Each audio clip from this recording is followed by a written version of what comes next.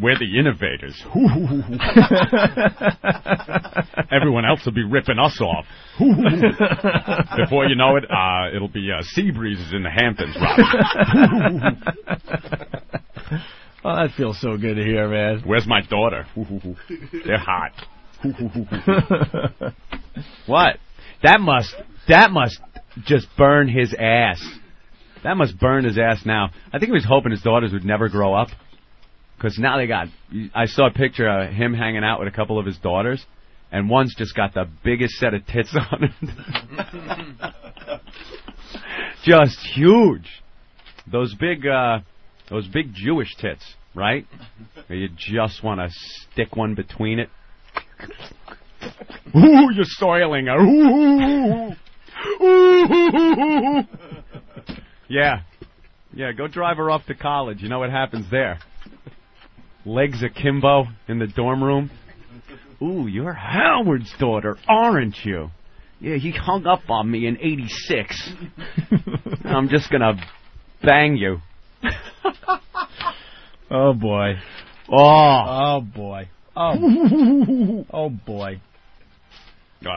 Robin, she brought home a black guy. Ooh. Ooh, that karma's a bitch. Ooh. I think that's wonderful, Howard. Shut up. All right. That tool. So we start from this point. 5 years of crap he gave us, too. Oh, we got tons of stories. Tons. Mr. Handle your battles on the air. Mr. Oh, he mentions Opie and Anthony after we're kicked off the air. Why didn't you talk about us when we were still on the air? Why'd you go to Mel Karmazin and say you shut them up? Why'd you do that, Howie? I thought you fought your brave battles.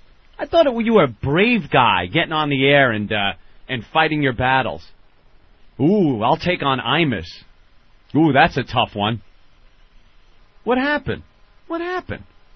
Why'd you go and run to Mel Karmazin and make Mel bring us up into his office and say to us, what time do you wake up in the morning and decide how you're going to fuck Mel Karmazin? Yeah, I remember that meeting. Mel telling us, Howard doesn't want you talking about him, so stop talking about him. It's not how he was portrayed in that science fiction movie, Private Parts. That fantasy movie. Oh, my God. Oh, please, God, have his daughter bring home a black guy. Oh. He would shoot himself in the head. He would shoot himself in the head. And I realized it was all about Allison. All about my love of Allison. Remember that at the end of that fantasy movie? Wonderful. Yeah, make us shut up. Oh, for years we had to sit there, and then we couldn't talk about it. And then remember when we figured we'd say radio edit? Instead of saying Howard Stern, we would say the word radio edit.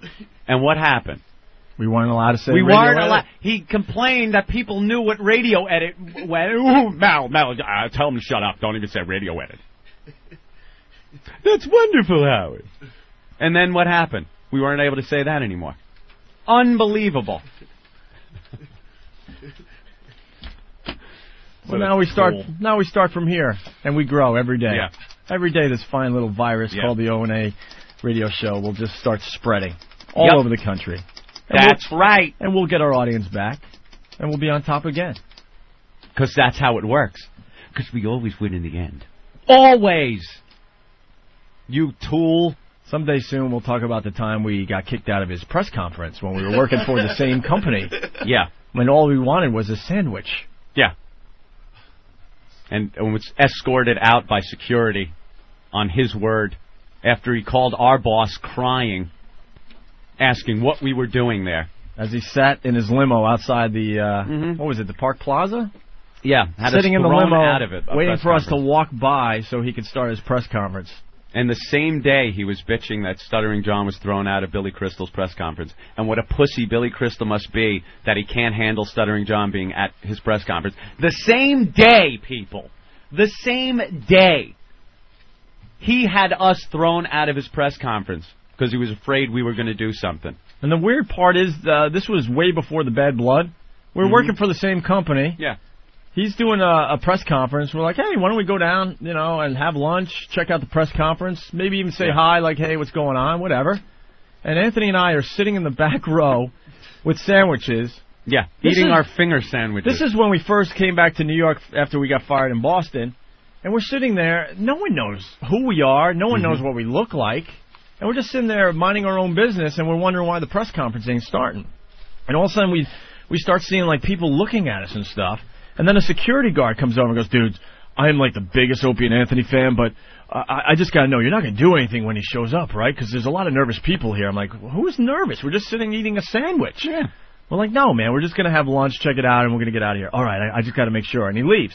Another 10 or 15 minutes go by, and the press conference isn't starting. It's like a half hour late, and, like, the media that is there looking at their watches like, why is Howard late? Howard was late because he was waiting for us to get kicked out of there. He was on the phone with Ken Stevens yelling that we are to be removed. And we weren't even going to do anything. This is the hypocrite. So then two huge security guards in really nice suits come up to us and go, you guys got to leave immediately. And we're thinking, this is the same company. What are you talking about? No, you really have to leave. Howard's very upset, and you have to leave. He's not going to start the press conference until you guys leave. And then they walk us out of there, and remember all the women in the suit, jackets and stuff, and they had their arms folded, and they're looking at us like, you pieces of S. Yeah. How dare you come to this press conference? And we're just thinking, same company, we'll check it out and have a few laughs. No. Walked right by his limo. He saw us leave. He was happy we were gone. Got out of his huge stretch limo, walked into the place, and had the press conference. Yeah. Unbelievable. What a hypocrite. You watch the fantasy movie, Private Parts, and see how he portrays Imus as being a scumbag that screwed him over during his days at NBC. Remember all the stories of how Imus was a bad guy and he was always behind the scenes trying to screw Howard over? That is nothing compared to the whining this guy did behind the scenes at Infinity Broadcasting. The whining and crying he did to Mel Karmazin, and how many meetings we had to take, and how much crap where Ken Stevens was crying one day in his office over calls he was getting from Mel that if you can't control those guys, I'm firing you. That's what Mel told Ken Stevens. Well, then that was the day Ken Stevens quit on us as his boss. Yeah. As our boss. Yeah. He packed his suitcase and was leaving the office saying, no, I quit. And then we had to yell at him and say, you can't quit. Yeah. Now go back to being our boss. Yeah. I'll never forget that. Go back in there and fight the good fight. Yeah, go back in there and be our boss. We need you. And okay, guys. Yeah. This wasn't a one-time thing. This happened all the time. Howard would constantly whine and cry. VMA parties weren't allowed in the VIP room. No. I'm like, wait, we're working for the same company. Nope. Why aren't we allowed in the VIP room? We were broadcasting live from the the MTV music or video? VMAs. Yeah, the VMAs. Sorry. And then we go, all right, cool. Viacom has this huge area with nice food and free booze and stuff, and we try to go in there, and no, you guys can't come in here. Yeah, but we work for the company. No, I know, but Howard's in there, and there could be a problem if you're in there. Could be a problem in there. Oh, okay. Oh, God, just the hypocrisy. I mean, it would be one thing if, you portrayed yourself as a pussy, but it's, tries to come off like the guy that's fighting the fight. And meanwhile, you don't. It's pathetic. Sit there whining to your boss. Ugh. And then we couldn't even talk about it. We couldn't even get on the air and talk about it because we'd get our boss fired. Oh well. So we got our freedom back, and we couldn't be happier today. That's right. That's what I want to tell people today. We are free. Woo-hoo. We are free. So, all right. Jim was just sitting there, just with his tongue hanging out. Just listen, man.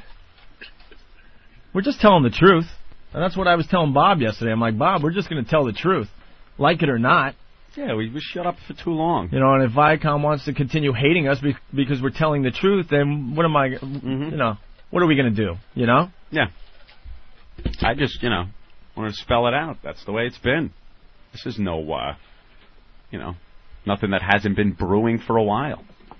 And then it got ugly when we were supposed to re-sign with Infinity. So we said, okay, look, we'll re-sign. Everything looks great, but we want to be able to talk about anyone and anything. Yeah. As long as it falls within FCC guidelines. And they were so scared that we were going to Clear Channel and we were going to broadcast in mornings. Well, Q104. Yeah, and compete here in New York. And compete with that was definitely Howard. going to happen. So they were going to give us anything. Right. So they go, okay, sure, no problem. I got a copy of that contract. It says it right in there. Yep. You can talk about anyone we want. Yeah. Well, that changed, and then we said, that well, lasted for a week and a half. Well, we're like, wait, it's in our contract, and the words were tough shit. Yep. That was it. Tough. Unbelievable. So, all right. That felt good, huh? Yeah, finally.